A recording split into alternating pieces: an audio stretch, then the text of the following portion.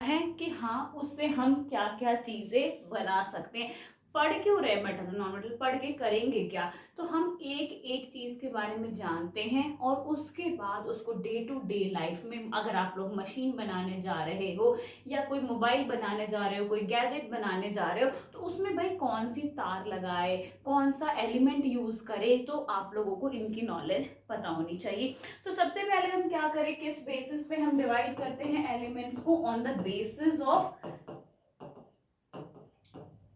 Physical properties. हम physical properties के basis पे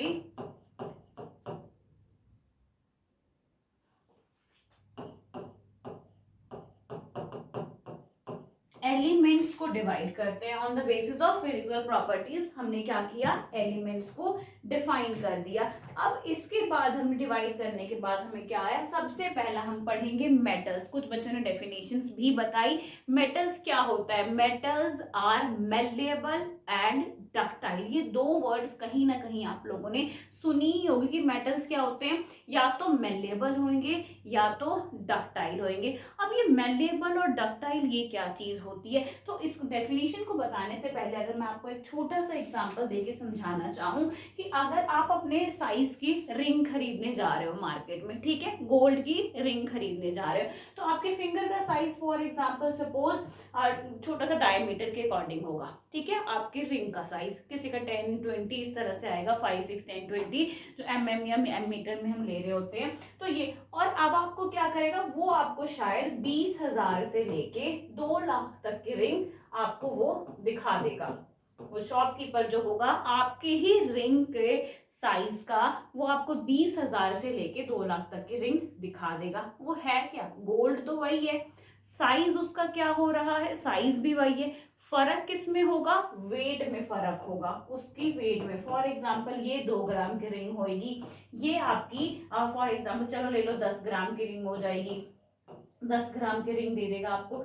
तो यहाँ पे क्या चीज आ रहा है, फर्क आ रहा है आपके जो इसका वेट है उसमें। तो अब वेट में फर्क लेके हम क्या करेंगे, तो क्या होता है, जैसे हमारा एक मेटल है क्या, गोल्ड या तो सिल्वर, या तो आप यहाँ ये सिल्वर फॉर एजी सिंबल अगर आप लोगों को पता हो, याद हो, और एयू किसका होता है, आपका गोल्ड का होता है। तो ये गोल्ड क्या है, आपका मेटल है, एक काइंड ऑफ मेटल है। और ये मेटल क्या करता है, मेलेबल और डक्टाइल होता है।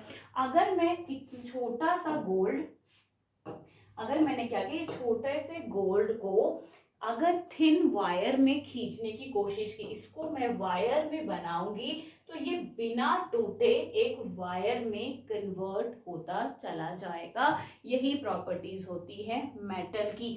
दूसरा मैं क्या करूं, इसी गोल्ड के पत्थर को हैमर से मारूं, हैमर से मार के इसको एक पतले से थिन शीट में कवर कर सकती हूँ, और ये मेटल जो होगा ना तो टूटेगा ना ही अपना प्रॉपर्टीज को डिस्ट्रॉय होने देता है। तो यही एक मेटल की खासियत होती है, जिसको मैं आपको एक एग्जांपल के तौर पे समझाना चाह रही थी, जिसमें आपने क्या किया, 2 रिंग्स ली हैं, उन दोनों रिंग्स का वेट भी क्या है हमारा अलग है, और सेम ही फिंगर्स के साइज का, हम छोटा सा गोल्ड लेके भी उसको रिंग शेप दे सकते थे, मोटा अमाउंट ऑफ गोल्ड लेके भी उसको रिंग शेप दे सकते थे। वो क्या होता है, टूटता नहीं है। They are malleable as well as they are ductile. Very good, जिनको पता है, जिन्होंने पिछला पढ़ा है, छोटी क्लासेस में पढ़ा होगा, ये बिल्कुल जो बेसिक है सेम है, आगे जाके आपकी थोड़ी सी प्रॉपर्टीज चेंज होएगी। डक्टिलिटी, डक्टाइल एक ही टर्म है, डक्टाइल का मतलब उसको हम थिन वायर्स में कन्वर्ट कर सकते हैं। चलिए, तो अब हम क्या करेंगे, नेक्स्ट में मेटल्स और नॉन मेटल की डेफिनेशन लिखेंगे। डेफिनेशन के साथ में दोनों प्रॉपर्टीज एक ही साथ कवर कर दूंगी, क्योंकि ये सारी चीजें हमने छोटी क्लासेस में की हुई होती है। चलिए सीधा हम क्या करेंगे, हम कौन सी प्रॉपर्टीज पढ़ रहे हैं, एक होता है फिजिकल प्रॉपर्टीज, एक होती है हमारी केमिकल प्रॉपर्टीज। फिजिकल प्रॉपर्टीज समझते हैं आप, बाहर से देखना, बाहर से कैसा लग रहा है, उसकी स्ट्रेंथ कितनी है क्या। केमिकल प्रॉपर्टीज का मतलब जब वो आपस में रिएक्ट करके कोई नया प्रोडक्ट फॉर्म करेगी, तो then we called it as physical, sorry, chemical properties. तो आपकी हेडिंग आएगी that is your physical properties of metals. जिनको पता होगा वो बच्चे मुझे वैसे भी बताते जाएंगे, अगर मैं जब लिख रही होंगी कोई पॉइंट मिस हो गया रह गया तो आप लोग जरूर बताएं मुझे। Physical properties of metals, physical एक साइड हम लिखते हैं फिजिकल, चलो फिजिकल प्रॉपर्टीज ऑफ मेटल। सबसे फर्स्ट क्या होगा, सबसे फर्स्ट प्रॉपर्टीज क्या होगी, फटाफट बताते जाए। दे आर मेलेबल,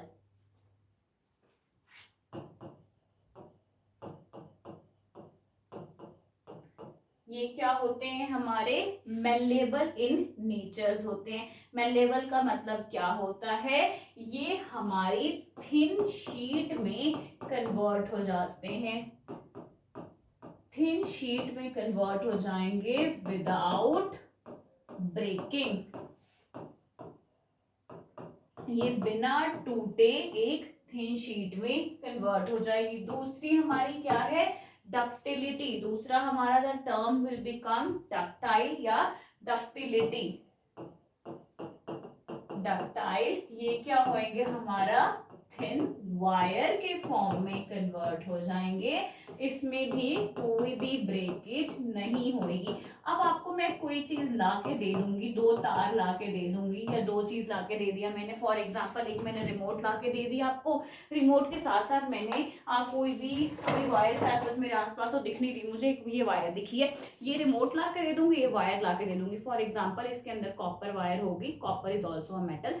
तो हम क्या करेंगे, अब मैंने आपको दे दिया, इसको मैं मार रही हूँ हैमर से, तो ये क्या होगा, प्लास्टिक की बनी हुई है, ये इजिली टूट जाएगी, तो ये क्या है, ना मेलेबल है ना डक्टाइल है। ऑन द अदर हैंड अगर तो मैंने क्या रखा है, कोई कॉपर वायर या कोई दूसरी वायर रखी है, उसको मैं इसको खींच रही हूंगी तो वो स्ट्रेच होती जाएगी, वो इजिली नहीं टूटेगी।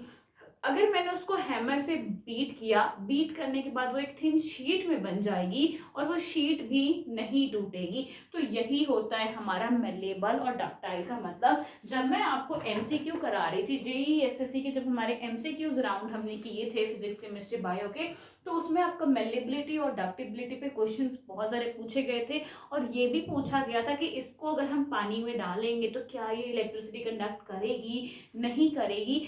अगर आपको पता चलेगा तब तो कि हाँ भाई ये वाला कंपाउंड हमारा मेटल था, ये वाला हमारा नॉन मेटल था, तभी आप बता पाओगे कि हाँ चलो इसमें इलेक्ट्रिसिटी कंडक्ट होनी है नहीं होनी है। तो इसी वजह से हम ये बेसिक चैप्टर्स को पढ़ रहे हैं। तो थर्ड पॉइंट क्या आता है हमारा, इसके एग्जांपल्स भी आपको दे देती हूँ हमारा, इसका एग्जांपल्स आप सिंपली लिख सकते हो, इसका पता ही है, दैट इज योर गोल्ड लिख लो, सिल्वर लिख लो, that is your one of the example. Ductility में आप क्या लिख सकते हो, अभी मेरे मुंह से निकल गया था, that is your copper wire, तो इसमें आप लिख सकते हो कॉपर वायर। आपके इलेक्ट्रिसिटी एप्लीकेशंस जो आपके घरों में यूज होता है उनके अंदर हमारी ये सारी चीजें यूज हो रही होती है। कॉपर, वेरी गुड, कॉपर की उस सबकी थोड़ी सी स्पेलिंग गलत हो गई। आगे चलते हैं, हमारा मेटल्स क्या होता है, that is good conductors of heat. Good conductors क्या होते हैं, बस का कंडक्टर देखा है, गुड कंडक्टर्स ऑफ हीट। बस में भी कंडक्टर होते हैं ना, वो क्या करते हैं, बस हेल्प करवाते हैं पैसेंजर को चढ़ने में, और उनको कहाँ पे उतरना है, ये बस वहां जाएगी नहीं जाएगी, उनका काम बस इतना ही होता है।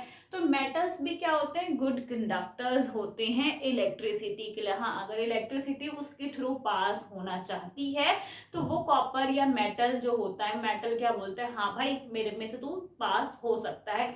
ऑन द अदर हैंड में लकड़ी ले लूं, वुड, तो वुड, लकड़ी से कभी भी इलेक्ट्रिसिटी पास होते देखा है आपने, नहीं, लकड़ी से इलेक्ट्रिसिटी पास नहीं होती है। तो मेटल्स क्या है, गुड कंडक्टर ऑफ इलेक्ट्रिसिटी। इसमें सबसे पहले आपके घर में अगर इंडक्शन के बर्तन होंगे तो कभी इंडक्शन का बर्तन ऐसे उठा के देखना, पीछे ऐसे ऑरेंज ऑरेंज से गोल गोल से सर्कल्स बने हुए होते हैं, वो क्या होता है, आपकी कॉपर की कोटिंग होती है कि जैसे ही हमने इंडक्शन पे अपना पैन चढ़ाया वो कॉपर कांटेक्ट में आते ही उसके अंदर इलेक्ट्रिसिटी फ्लो होने लगती है, और जब भी हमारा इलेक्ट्रिसिटी कंडक्ट होगी तो कुछ ना कुछ हीट जनरेट होती है, जिससे हमारा खाना उस इंडक्शन वाले बर्तन पे बन रहा होता है। जिसके भी घर में आज ही जाओ, उठा के ऐसे देखो पैन, पीछे आपके गोल गोल सा वो लगा हुआ होगा, जो कॉपर का होता है, थोड़ा ऑरेंज ऑरेंज कलर का, देखा होगा आप लोगों ने। और इसके अलावा क्या होगा, हमारा इलेक्ट्रिसिटी के लिए सबसे बेस्ट एग्जांपल क्या है, सिल्वर।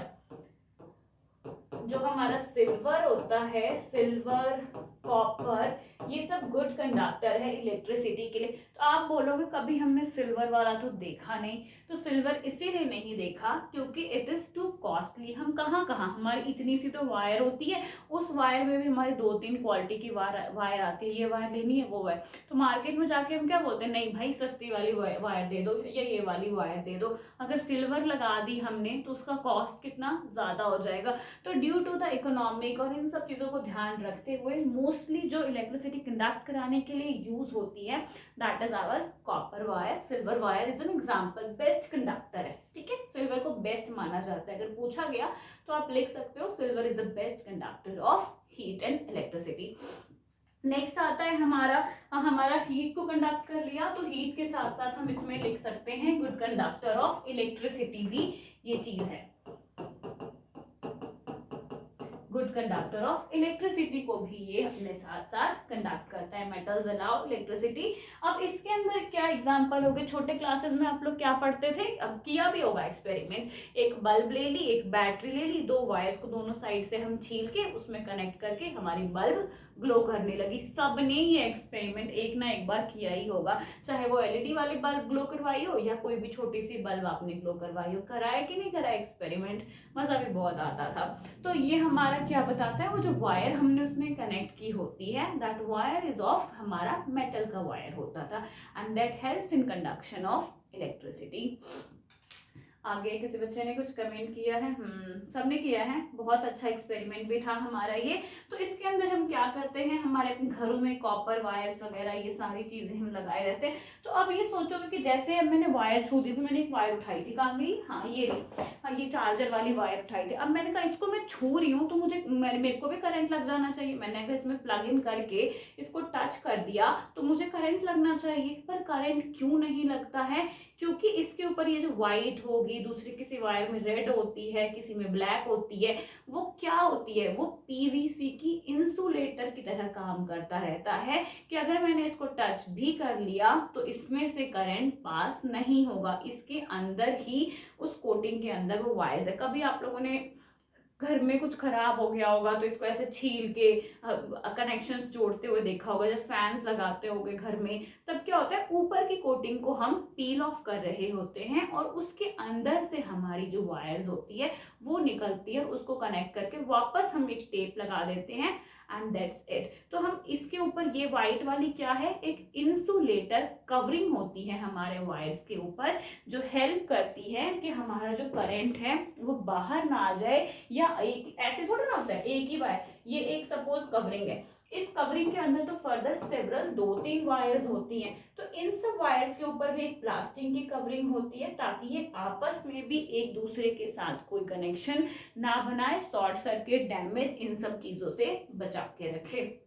चलिए, तो अब हमारा ये हो गया, क्या क्या कर लिया हमने, मैलेबल, डक्टाइल, हीट, इलेक्ट्रिसिटी। इसके अलावा क्या क्या होते हैं, मेटल्स आर लस्ट्रस। लस्ट्रस का मतलब जानते हैं, शाइनी। जितने भी मेटल्स होते हैं ना वो शाइनी होते हैं। इवन दो हमारा एक दो ऐसा मेटल है जो टाइम के साथ साथ उसकी जो डल शाइनिंग होती है वो खराब हो जाती है। तो इसके बेस पे भी आपसे एक क्वेश्चन पूछा गया था, मेटल्स आर क्या होते हैं, हमेशा शाइनी होते हैं, जिसको हम केमिस्ट्री के टर्म में we called it as lustrous.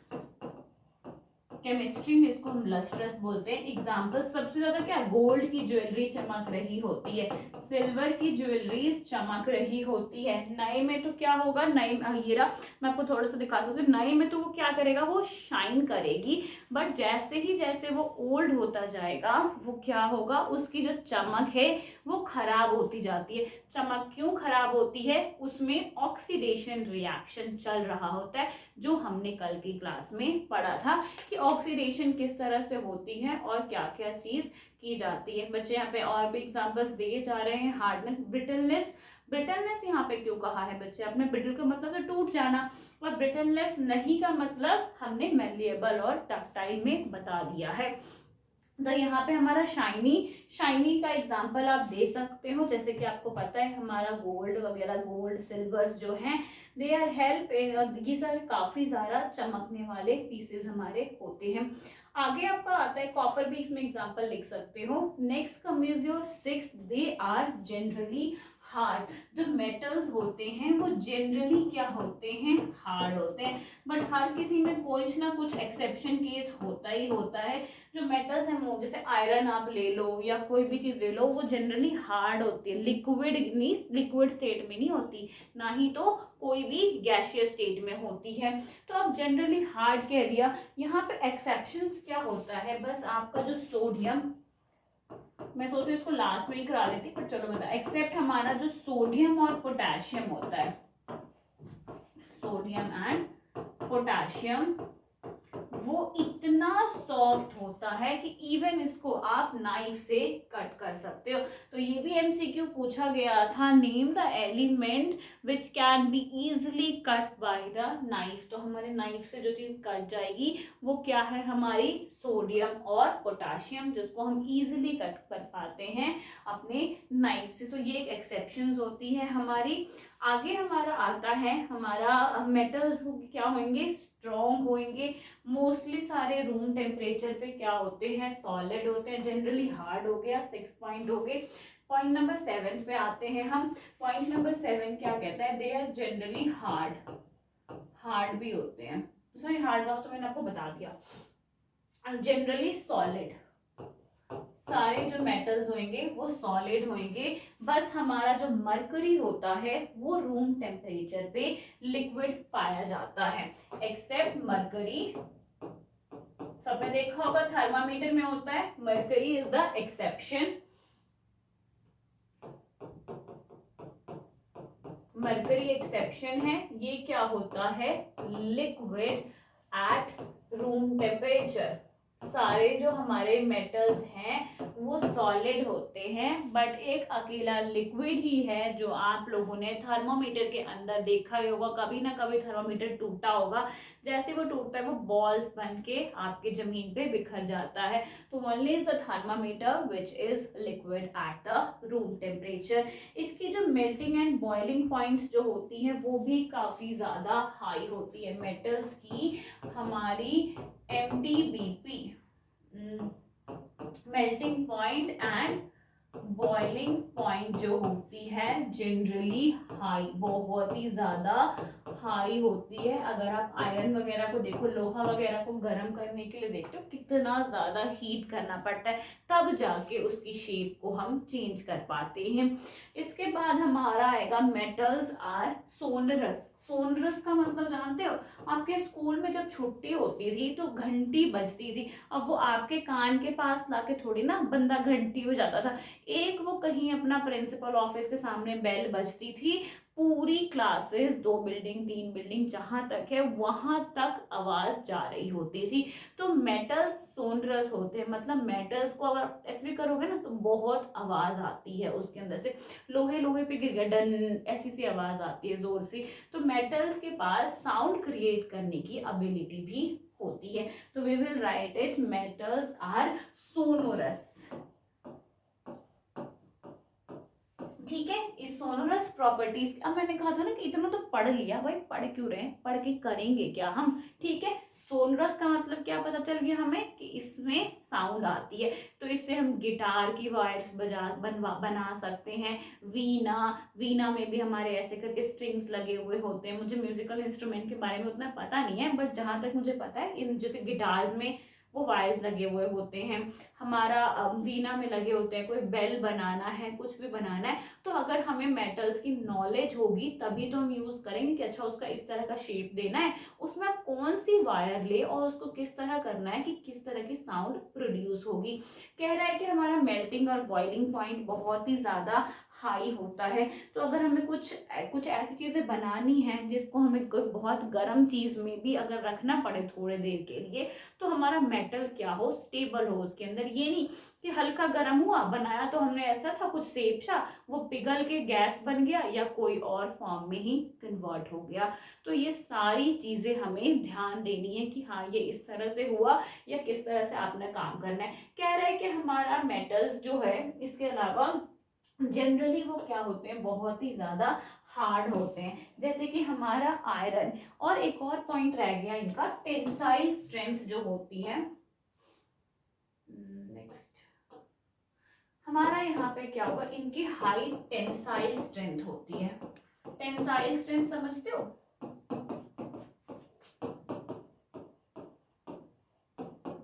High tensile strength, एक होता है स्ट्रेंथ, एक होते हैं टेंसाइल स्ट्रेंथ।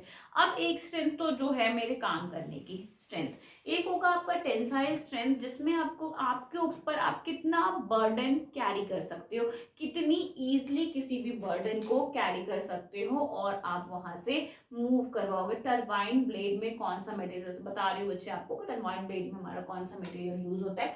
तो मैं आपको टेंसाइल स्ट्रेंथ बता रही थी। टेंसाइल स्ट्रेंथ का मतलब क्या होगा, हमने अपने सर पे, जैसे मैं फॉर एग्जांपल मैंने अपने सर पे कोई सामान रख लिया, 2 ईंटें 4 ईंटें सपोज करो मैं रख पाती हूँ, कोई दूसरा बंदा है वो शायद मेरे से ज्यादा ईंटें अपने सर पे रख के वो बर्दाश्त कर सकता है। तो टेंसाइल स्ट्रेंथ का मतलब होल्डिंग पावर, कितनी ज्यादा कैपेसिटी है उसके अंदर कि वो वेट या जो उसके ऊपर से कोई भी चीजें हैं वो कितना बर्दाश्त कर सकता है। जैसे हम क्या करते हैं, ट्रेन से आपने कभी सफर किया होगा तो आप देखते हो पुल्स बने होते हैं, ब्रिजेस बने हुए होते हैं।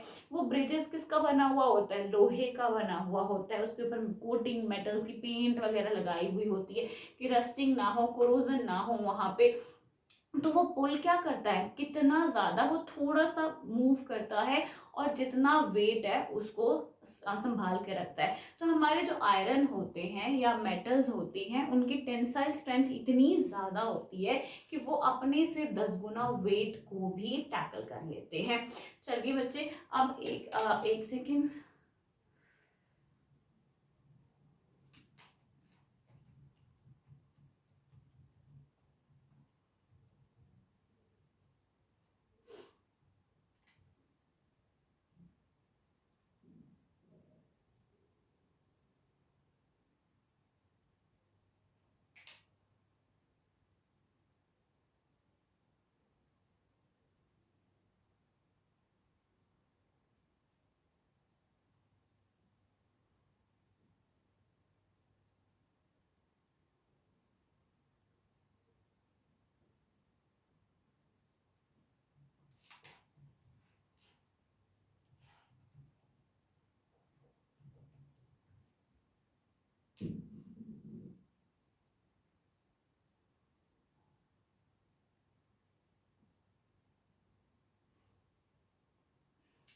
हाँ जी बच्चे, चलिए कंटिन्यू कर रहे थे हम हमारे प्रॉपर्टीज पे आगे। तो प्रॉपर्टीज हमने कितनी कर ली, लाइक प्रॉपर्टीज हमने 10 प्रॉपर्टीज कर ली मेटल्स की। अब आपने कुछ पूछा भी था ना, एक बार मैं चेक कर लूं, आप लोगों ने क्या पूछा था मुझसे। अब्रुबा टरबाइन ब्लेड्स में कौन सी, टरबाइन ब्लेड्स एग्जैक्टली मुझे नहीं पता कौन सी टरबाइन की बात कर रहे हो, बट जो नॉर्मली मैंने टरबाइंस वगैरह देखी है, स्टडीज की है, उसमें एक पर्टिकुलर एक मेटल ही नहीं होता, उसमें मिक्सचर होते हैं, कॉपर, आयरन, स्टील, हमारा कुछ एल्युमिनियम, इन सारी चीजों का मिक्सचर बन के अलग अलग क्वांटिटीज में, मतलब इसमें इतने परसेंटेज एल्युमिनियम की जरूरत है, इतने परसेंटेज कॉपर की जरूरत है, या इतना स्टील लगाना है, डिपेंडिंग अपॉन कि किस टाइप का ब्लेड है, किस तरह के मैकेनिज्म परफॉर्म करवाना है हमने, उस तरह से उसकी कंपोजिशंस मिक्स होके बनी हुई होती है। ना तो वो प्रॉपर मेटल होता है, ना ही प्रॉपर नॉन मेटल्स होते हैं हमारे, उसमें सारी चीजें मिक्स होती है, copper, aluminium, steel, iron. In case अगर और कुछ भी मिक्स करते होंगे ताकि उनकी स्ट्रेंथ और किस तरह का नीड है वो फुलफिल हो सके। आई होप कि आपके आंसर क्लियर हो गया होगा। चलिए मूविंग टू द नेक्स्ट, हम आ रहे हैं physical properties of non metals. अब हमारा जो नेक्स्ट टॉपिक स्टार्ट होगा that is your physical properties of non metals. वो इसका क्या होगा, सिंपली अपोजिट।